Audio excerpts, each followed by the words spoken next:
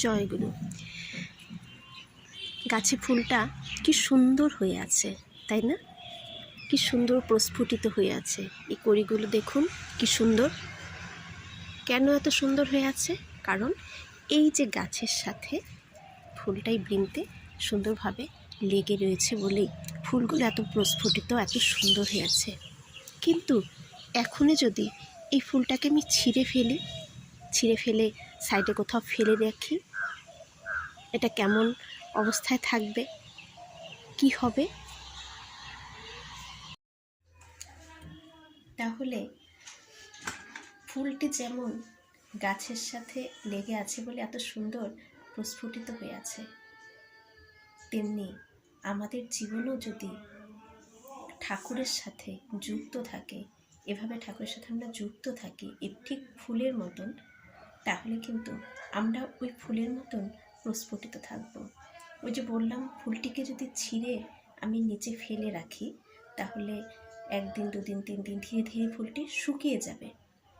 তারপর একটা সময় কি হবে, সেই ফুলটি হাওয়া বাতাসে হয়তো ছড়িয়ে ছিটিয়ে নানান জায়গায় পড়ে থাকবে।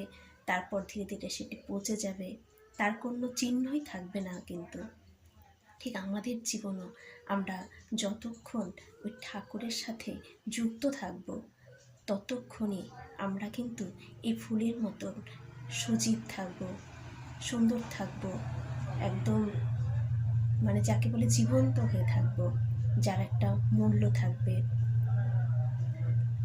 আর যদি আমরা ওই ফুল যেমন ওই বোটা থেকে ছিঁড়ে ফেলে দিলে যা পরিস্থিতি, আমরাও জীবনটাকে ঠাকুরের থেকে দূরে সরিয়ে দিই, ঠিক তেমনই ছিন্ন বিচ্ছিন্ন হয়ে কোথায় কোন ঘূর্ণিপাকের মধ্যে পড়ে যাব, কোথায় ধূলিসাৎ হয়ে যাব, তার কিন্তু কোনো চিহ্নই থাকবে না। তাই আমাদের ঠাকুরের সাথে ওই যুক্ত থাকার মাধ্যমই হচ্ছে কিন্তু ইষ্টভৃতি। ইষ্টভৃতির মধ্য দিয়েই আমরা ঠাকুরের সাথে যুক্ত থাকি। ইষ্টভৃতি একটা রক্ষা কবচ, আমাদের সব কিছু থেকে কিন্তু ইষ্টভৃতির মাধ্যমে আমাদের রক্ষা করে থাকে। আমি ছোট্ট একটি ঘটনা বলছি। একদিন আমার হাজব্যান্ড বাড়ির থেকে বের হচ্ছে না, বাড়িতে ঢুকছিল, তো পাশেই অনেক যে বাড়ি করার যে রডগুলো থাকে, সেই রডগুলো শোয়ানো ছিল পাশেই।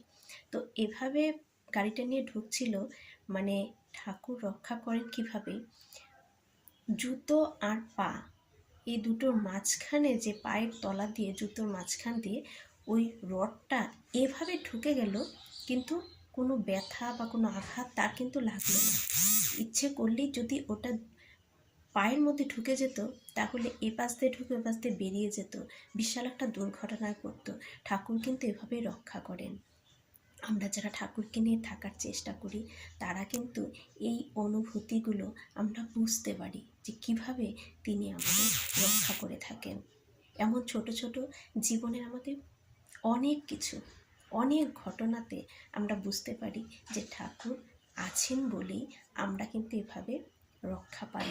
প্রতি ক্ষেত্রে বিশাল সমস্যায় পড়েছি, হয়তো কোনো উদ্ধার পাচ্ছি না, ঠিক কিভাবে যেন সেটা সলিউশন চলে আসে, কোনো না কোনো মাধ্যম দিয়ে সেটা সলিউশন হয়ে যায় আমাদের জীবনে। আমরা কিন্তু এগুলো খেয়াল করে দেখতে পারি। তাই আমরা ইষ্টভীতির মাধ্যমে যেমন নিজের মঙ্গলের কোলে থাকবো, প্রত্যেককে যেন সেইভাবে মঙ্গলের কোলে রাখতে পারি। তাই তো দিলেন ডিপি ওয়ার্কস। সেই ডিপি ওয়ার্কসের মধ্য দিয়ে সবাইকে যেন আমরা ঠাকুরের সাথে যুক্ত রাখতে পারি, সবাই যেন ভালো থাকে। সবাই ভালো থাকুন, সুস্থ থাকুন। জয় গুরু।